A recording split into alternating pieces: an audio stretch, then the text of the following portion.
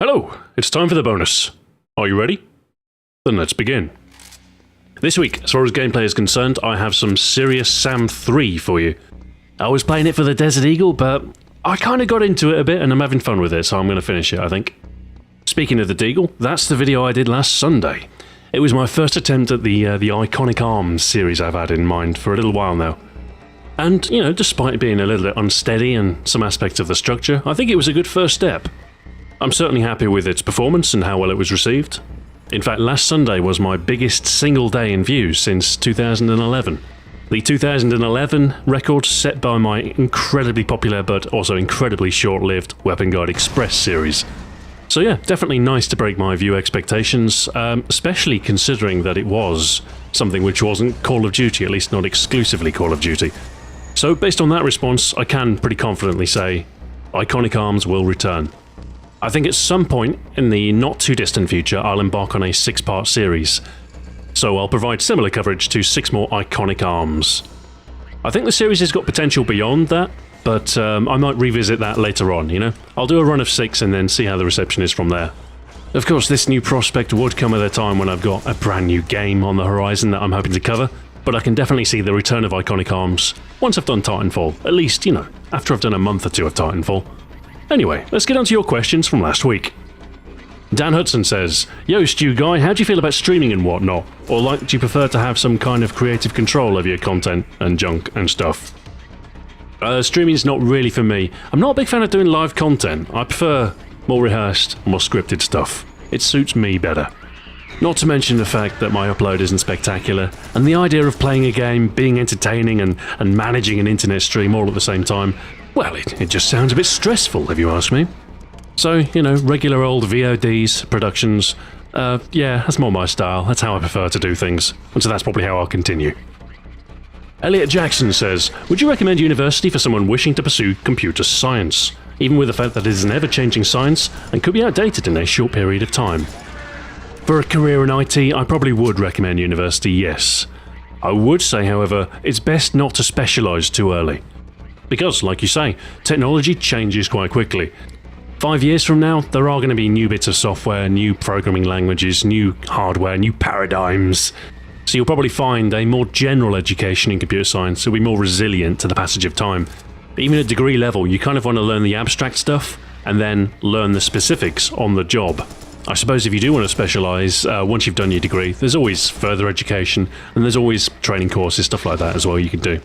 But with something like IT, you never really stop learning, so I guess with a degree it's important to lay a foundation first. Kevin Yang says, "Stu, what are your thoughts on the Razer Project Christine, or a fully modular computer?"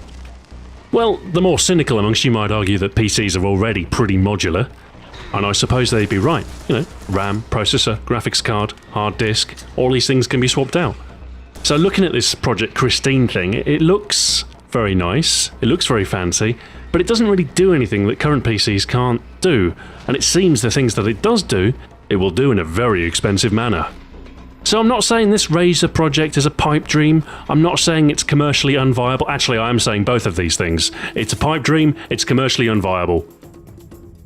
Phil S414 says, "How do you pronounce paracetamol? For me, it's paracetamol." Well, I guess I say paracetamol. I guess the alternative is paracetamol, which I guess is fine, but no, it doesn't really matter, does it? Reminds me of a funny story. It's not that funny, but I'll go on. I was in Belgium a year or so ago, and I had a bit of a headache, so we went to a pharmacy and we asked for some ibuprofen. Poor pharmacist didn't have a clue what we were saying. We were saying, "Ibuprofen, have you got any ibuprofen?" Like, "No, sorry, wait, ibuprofen! Ah, yes, of course, ibuprofen, yes!" And so everything turned out alright in the end.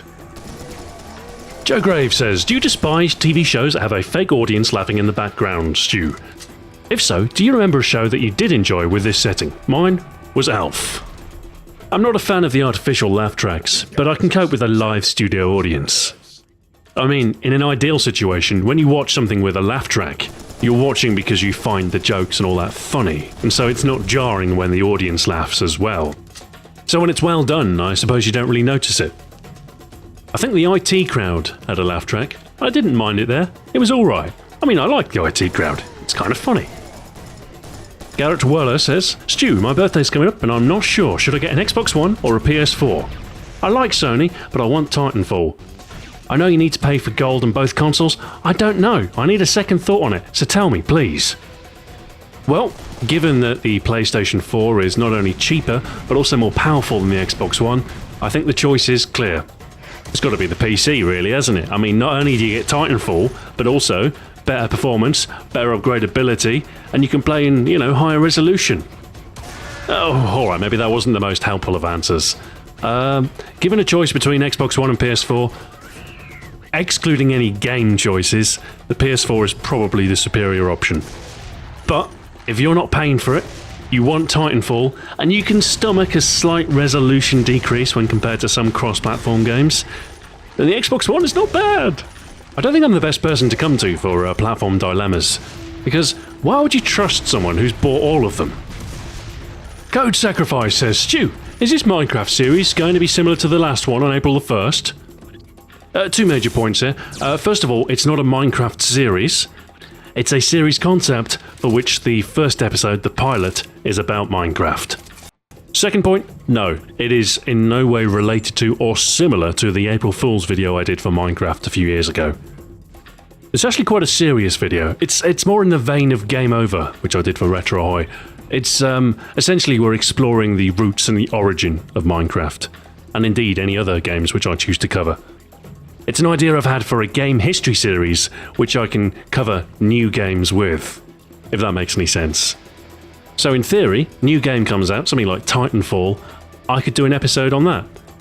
It's kind of a breakdown of the elements of a game, so I'd look at maybe stuff like the AI-controlled grunts in Titanfall, and I could draw a parallel to League of Legends and the creeps in that. Maybe look at the history of AI-controlled opponents in multiplayer games.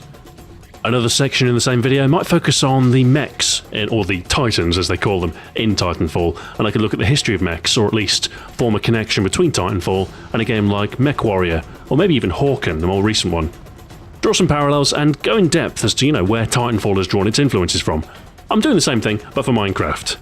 So that's what it is. Honestly, I have no idea how well it's going to be received, I've got no idea how well it's going to work. This is why I'm piloting it. Really, that's what this time between COD Ghosts and Titanfall is for. It's a chance for me to experiment, it's a chance for me to indulge in some of the ideas that I've had over the past few months. Some of these ideas might fall flat on their face, and, it's fair enough. It happens. What are you going to do about it? Even if it takes 10 weeks of failed concepts to get one nugget of gold, it was probably worth it. So, we'll see. I'm pretty happy with the structure on this one. I think structurally it's a lot more sound than Game Over is. There are some major structural issues with Game Over. And if you like Game Over, you'll probably like this. And if you like Minecraft, you'll probably like this as well. So, yeah, we'll see. I bet some of the COD fanboys are all like, oh, there's no guns in this, I don't like it, but fudge to them. Yo, D-Boy Yo says, you do realise you can hook up an Xbox controller to your PC, right? Yeah, I do realise this. In fact, I've played Battlefield 4 on PC with an Xbox controller. It went okay. Actually, I think I played through most of the campaign like that. The trouble with the multiplayer component, though, is that nobody else is using a controller. So they're all, mouse and keyboard, instant precision, and you're struggling with your controller and your sticks and all that. So yeah, my wrists are nice and comfortable, but everybody else can aim faster than I can. So this is why I like consoles, when I just want to kick back and play with a controller. It's basically playing an FPS with a handicap, and I kind of like that. Origami Killer 23 says, any game or series you've always wanted to talk about but haven't had the opportunity to do in a video? I mention these games from time to time on these videos, but Civilization and XCOM, probably my two favourite game series of all time. And to date, I don't think I've done anything at all with them in a production. I think I did mention them in Brief History of Video Games, but I've not done anything specifically tailored towards them. I'm a little bit wary about letting my video work intrude on these games though, because they're games that I enjoy playing, and to turn them into work, I don't know, I think it would erode some of the enjoyment I get out of them. Civilization, for instance, I love playing Civilization. I don't play it very often, but when I do play it, I'll play it for an entire day or two. In fact, it was the first video game I played for fun after I finished the Ghost series. I just spent an entire day. I had a game of Civilization 5. Had a lot of fun. But it's not a game I play to show off. I normally play on Prince difficulty setting. Now, I can beat the game on King, I could probably beat it on a higher level, but I don't really play these games for a challenge, I just play them to relax and zone out and wage war against a feeble AI. That's how I enjoy Civilization. So yeah, my time with games like that is kind of precious, because I don't want people saying, "Oh, you're only playing on Prince. Oh, I could beat it on Deity." Good for you, mate. Now get lost, I'm having fun. So yeah, that's how I feel about Civilization. It's a game I've played for 20 years now. I think I first played it in 1992. 22 years I've been playing Civilization, and I'm still not very good at it. But that's alright, because that's not the reason I play it. Pete H says, "Stu, what's your opinion on Carl Pilkington?" He's alright, isn't he? Yeah, it's not bad. Nate Dogg says, "What are your thoughts on Destiny?" Well, at this moment in time, we know very little about the game. So it's really difficult to sort of do any gameplay analysis, because we just don't know how it is going to play. Given that it's Bungie, however, I will say that it's definitely on my radar. And I have a feeling that it might be a very polished title. It might not be my cup of tea, but it will probably be worth checking out. Rathburn says, "I hope you picked this question with some Titanfall gameplay playing in the background. So I'm sure you can guess what my question is going to be. What do you think of Titanfall, if you are indeed playing the beta right now?" The beta starts on Friday. It hasn't started yet. There was sign-ups today, and I've signed up for it. But I'm guessing, with the huge amount of demand that there's going to be, I'm not sure if I'll get in. I hope I do, but even if I do get in, I'm not sure if I can post any footage because of, NDAs and stuff like that. I'm certainly not going to risk a strike on my channel. DHV Shiggy Wiggy says, "How would you describe your sleeping pattern? Are you early to rise or a late sleeper?" When it comes to sleep, I'm a bit of an oddball. I practice something known as free running sleep. That is to say, I sleep when I'm tired and I wake up when I'm not. And that sounds normal, but unfortunately I have real trouble sticking to a 24-hour schedule. What tends to happen is I drift forwards. I live on 25-hour days, and so every morning I'll wake up an hour later, every day I'll stay up an hour later, and it's this never-ending cycle where I'm just not aligned with 24 hours at all. Still, luckily, YouTube is a good fit for me because of this. I can work whenever I please. And ultimately, this free running sleep is kind of a natural state for me. I can't say I recommend it. It can be a little bit awkward sometimes, certainly when it comes to social situations. But given sufficient notice, I can normally wrangle my sleeping patterns to fit in with any appointments I might have, so it's not too bad. ERMH327 says, "If you were stuck on a desert island and could have one item, survival not an issue, what would it be?" Well, it depends what you mean by survival not an issue. I mean, like, do I have a house? Is everything provided and catered for me? If so, it's less of a desert island and more of a holiday villa. If it is a desert island but food, water and shelter are plentiful, then I'm thinking still number one on the list is something like a machete or something. With a sturdy blade you can do all sorts of stuff. You can make some shade, you can cut down trees eventually, you can make enhancements to the shelter on offer, and you're never alone when you've got a trusty blade. Ben Westmore says, "Dear Mr. Brown, now you're done with Ghosts, have you had any time to progress on development of 2014's most anticipated game?" Just me? Wait, are you talking about my game? I'm just a hobbyist. I wouldn't want to get anyone's expectations up. I dabble. I promise nothing. I do think about spending time on it, but then I think, well, shouldn't you be working on that video that's got to be out in a couple of days? And I think, oh yeah, I should be actually, yeah.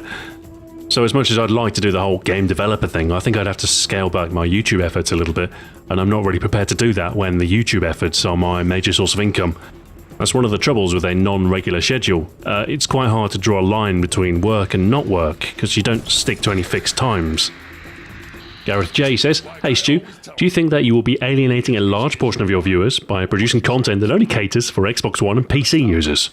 Even though I'm a PlayStation user, I'll probably still watch your Titanfall videos out of interest, but I don't think all your other Sony subscribers will. How much do you think this will impact your channel? The limited presence of Titanfall on the PlayStation platforms is a concern. There is a lot of hype for the game, which hopefully will draw a lot of interest in videos about it, but the one thing I'm not sure of is how long to spend with the game.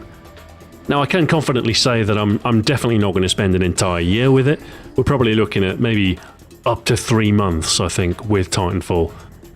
But I mean, it depends on view counts, it depends on how much interest I can garner.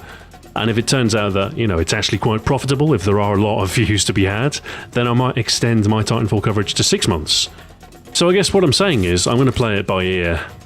I don't want to spend too long on it because, well, I don't want to become like a Titanfall exclusive channel like I did with Call of Duty. I do want to make some inroads into becoming a true variety channel. And like I said, there's a 6-part Iconic Arms series that I'd like to embark on at some point. So Titanfall coverage, I'd probably say it's going to be at least a month. Could be a little bit longer, depends. And as far as those people who fall on the Sony side of things, or those people who are just not interested in Titanfall, I'd say, hold on for a few weeks and we'll get through it, and then hopefully we'll be back to variety content or cross-platform stuff that everybody can enjoy. It's the nature of the business. You can't please everyone. You just, you got to do videos that you think are good, and then, sometimes people watch them. I've seen a few comments over the last couple of weeks of people saying, "Oh, what are you doing? Oh, do ghosts. I don't want to see these new videos." It's like, all right, fine. That's your opinion, and I respect that. But on the other hand, I just had the best number of views since 2011. So, I'm going to take that with a grain of salt, COD guy. Anyway, back to the question. Titanfall. I think it looks good. I'm quite excited for it, but I'm not going to spend too long with it, because I know not all of you are interested, and variety videos I think are the way forward. Lucas says, Stu, do you think a brief history of girls/women in video gaming would be a nice topic in your brief history series? Short answer, no. It's a minefield. The issue of gender in video games, absolute minefield, and it's one I'm inclined to stay away from. Now, I'm not sure what angle you're suggesting. There are two possible angles you could be suggesting. A brief history of women in video games could either mean a brief history of sexy women in video games, which is, well, it objectifies women and is sexist, or it could mean a brief history of, the portrayal of women, a more sort of neutral term. But that in itself it's a dangerous topic to cover, because there are a lot of passionate people when it comes to stuff like social justice and equality, and I don't want to get involved. I'm a pretty moderate guy. Personally, I like it when games tread into challenging areas, particularly involving gender. I have no reservations about more games with strong female protagonists. I think human sexuality is a rich subject, and one that can be explored with an interactive medium in myriad ways. That being said, I don't mind games in which you rescue a princess. I don't mind games in which female armour is a little bit more revealing than the male armour. I don't mind the odd spot of beach volleyball with bikinis. I'm of the opinion that games can sometimes be sexist. I don't think everything should be, sterile and equal and sensitive to everyone's sensibilities. I think that would be boring. Games should have the right to be offensive. They should have the right to tread on toes. It's an art form. You've got to do something interesting every so often. I guess the trick is to make sure that you're not always rescuing princesses, that you're not always objectifying and sexualizing the female characters, that there's a balance. Balance is the key. And that's my thought on gender politics in video games. But as you can see, it's a very, very sensitive topic. It's something I could go on about for ages, and it's something that I suppose a lot of people would disagree with me on certain points. So what I'm trying to say is, I ain't gonna kick that hornet's nest. Donuts Pie says, Hey Stu, have you tried playing Flappy Bird? If yes, what are your thoughts about it? Nope, never bothered to play it. It didn't really appeal to me. But then I'm not really big on mobile gaming. In fact, at the minute I don't really have a mobile device. I used to have a Nexus 7, but the touchscreen failed on it, so I sent it back. I'm thinking about getting a Nexus 8. I believe they're on the horizon, but I'm currently without mobile platform at the minute. Sugar Honey Iced Tea says, Stuart, could you ever possibly record a podcast that would be essentially like an hour-long bonus? I know your schedule is tight, but an hour-long podcast once a week would be great, I reckon. Don't really fancy extending the length of bonus, if I'm honest. Takes me long enough to record this one as it is. You might think, oh, it's just 20 minutes, but it's not. Oh no, I have to look up all the comments, and I don't record it as live. I record it piecemeal. Sometimes I'll repeat questions if I mess up or something, so it can sometimes take me an hour, sometimes a couple of hours. Then add on to that, the fact that I've got to record some gameplay, and then I've got to render and upload. The whole caboodle probably weighs in at about half a day's work. I'm not made of time. 20 minutes is all you're getting. Spider Vitria says, Stu, I'm noting terms like filthy casual and PC master race in your vocabulary. Do you browse V? I do, although terms like that bleed across to Reddit as well, and I spend a lot of time on Reddit. But I do read V. The cynicism can be refreshing, but it does at times feel a little bit like a secret club for people who hate video games. But anyway, we're almost at 20 minutes, so I'm going to wrap it here and go to bed.